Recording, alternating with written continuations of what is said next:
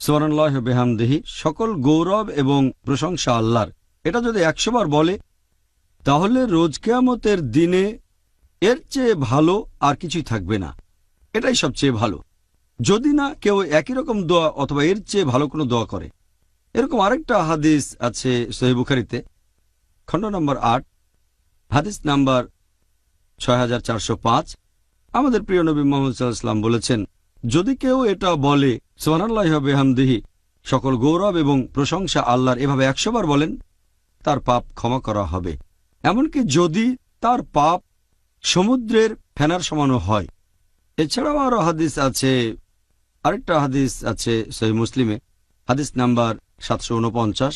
যখন তোমরা মুয়াজ্জিনের আযান শুনবে, তারপর নামাজের সময় যখন বলবে যে আমি সাক্ষ্য দিচ্ছি অন্য কোনো উপাস্য নেই আল্লাহ সুবহানাহু ওয়া তাআলা ব্যতীত, তার কোনো শরীক নেই,